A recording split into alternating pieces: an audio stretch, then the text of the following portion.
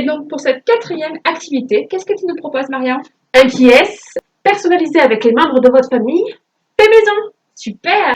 Donc, je vois ton exemplaire. C'est ça. Alors, Marion, quel matériel nous faut-il pour faire ce pièce, s'il te plaît? Il nous faut 2 planches de médium de 10 mm d'épaisseur, de 30 cm sur 40 cm. Il vous faut des chutes de calendrier. Il vous faut les photos, éventuellement des stickers qu'on pourrait vous fournir pour personnaliser les portraits de votre famille. Super.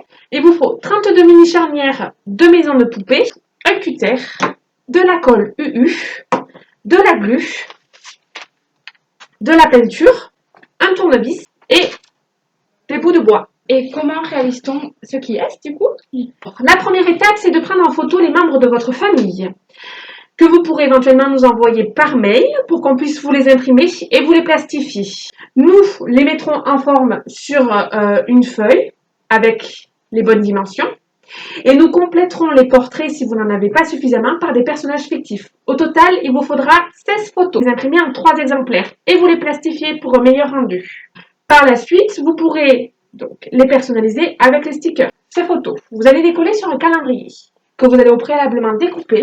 D'accord. Je vous donne les dimensions. Donc, c'est 5 cm de largeur sur 7 cm de hauteur. Donc, vous en faites 16 par plateau, multiplié par 2, puisqu'il y a 2 plateaux. Donc, il vous faut 32 rectangles de calendrier.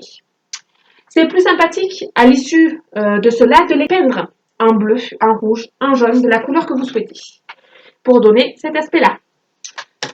On peut remarquer que Marion a choisi le bleu pour la CDA. Bien sûr, les couleurs du centre social. C'est ça, tout à fait. Pendant que ces bouts de calendrier sèchent, je vous propose de passer au plateau. Ah, super, très bien. Alors, sur cette planche-là, j'ai déjà disposé les charnières. Avec Aurélie, on a fait 4 lignes de charnières de 4 colonnes. Donc, les lignes sont espacées de 10 cm les unes des autres. Et les charnières sont écartées de 5 cm chacune. Et après, du coup, les charnières, tu les as fixées. Pour fixer la charnière à votre planche, il faudra uniquement visser la partie basse de votre charnière à la planche. Donc, une planche de médium, malheureusement, nous ne pouvons pas pré-percer parce que le vis est trop petit. Donc, nous allons visser, faire le trou à la main. Donc, pour cela, vous prenez votre vis, vous le mettez à l'endroit espéré. Moi, je viens ajouter du bois avec ma main gauche et visser avec ma main droite, comme ceci. Donc, uniquement les 2 trous en bas de la charnière. Ça, un enfant peut s'amuser à faire ça, c'est super ludique pour lui.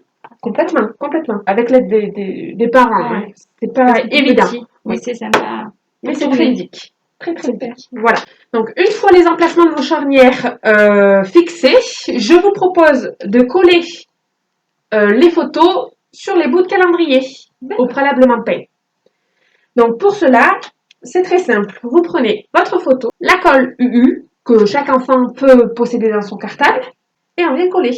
Une fois toutes les photos collées, je vais vous montrer comment on va venir fixer la charnière au portrait. Donc, pour fixer la charnière, on va dévisser celle mise en place. D'accord. Puisqu'on va venir mettre un point de glu à la photo, la charnière va quand même être un peu moins solide. D'accord. Il vaut mieux le faire visser en amont. Donc, une fois dévissé, on va appliquer un point de glu sur la partie supérieure de la charnière et sur la photo. Une fois le point de glu mis en place, votre charnière, vous allez la faire glisser de manière à ce que le système d'ouverture et de fermeture soit au bord du calendrier. Une fois votre charnière bien positionnée, je vous propose de mettre une pince à linge le temps que la glu sèche. La charnière est sèche et a bien collé. Nous allons maintenant la fixer. Du coup, les portraits sont positionnés différemment sur les 2 plaques. Voilà. Et vous répétez l'exercice jusqu'à ce que toutes les cases soient complétées.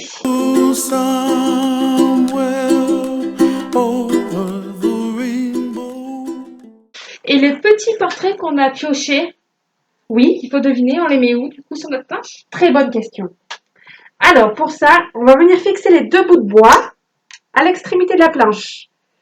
Et ce système-là va nous permettre de maintenir la photo à découvrir comme ceci, sans que l'adversaire le voie. Pour cela, même système, un peu de glu.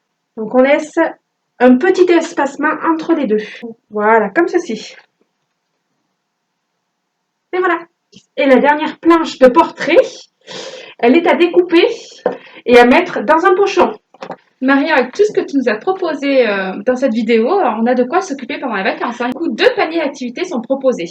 Oui, effectivement. Le premier concerne 3 activités. Celui des bouteilles sensorielles, que nous a présenté Aurélie.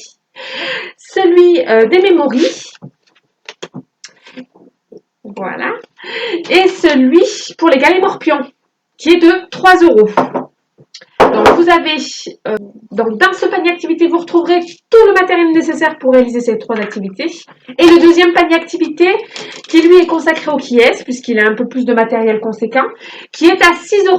Si vous avez des questions concernant cette activité, il ne faut pas hésiter à revenir vers nous, que ce soit par téléphone ou sur les réseaux sociaux. On vous donnera un peu plus d'explications.